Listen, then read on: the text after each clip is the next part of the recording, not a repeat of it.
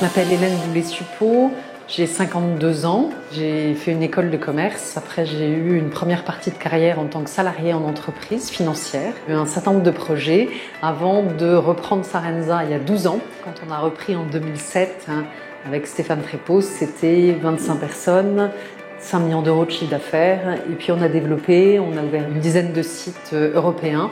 Et maintenant, c'est 300 personnes et 200 millions d'euros de chiffre d'affaires. Je me suis engagée il y a quelques années pour modifier la mixité dans le numérique. Le numérique, c'est très masculin. C'est très masculin parce que les métiers techniques sont très masculins.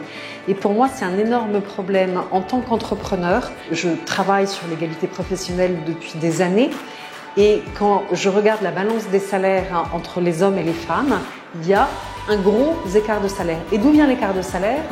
Eh bien, il vient du fait que les métiers sont genrés, les métiers tech bien payés sont exercés par des hommes, les métiers moins bien payés sont exercés par des femmes. Et ça me pose un problème et j'aimerais que les femmes aillent chercher les métiers bien payés. Elles ont été éduquées avec un certain nombre de stéréotypes.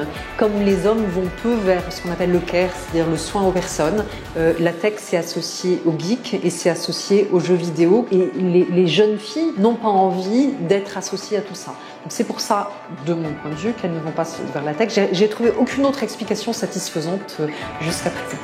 1 mois et demi après avoir quitté Sarenza, j'ai décidé de faire cette formation à la capsule. Il y a plusieurs choses qui m'intéressaient énormément à travers cette formation et que je retrouvais à la capsule. D'abord, je pense qu'aujourd'hui, dans le digital, il faut comprendre la tech. La tech, c'est devenu vraiment extrêmement important. Il était possible de faire du digital sans comprendre la tech. Je pense que ça n'est plus possible aujourd'hui. Et je pense qu'on doit se former massivement quand on fait du digital. Et cette formation-là, je ne l'avais pas. Et ça me paraissait important pour mes futurs projets d'aller plus loin dans ma compréhension des enjeux tech. Le code, c'est un outil créatif absolument fantastique. Ça permet de faire des tas de choses et c'est super intéressant. Et c'est pour ça que il faut absolument inciter les jeunes filles, les jeunes femmes ou les moins jeunes comme moi à apprendre. Parce qu'il y a une sorte de réticence a priori.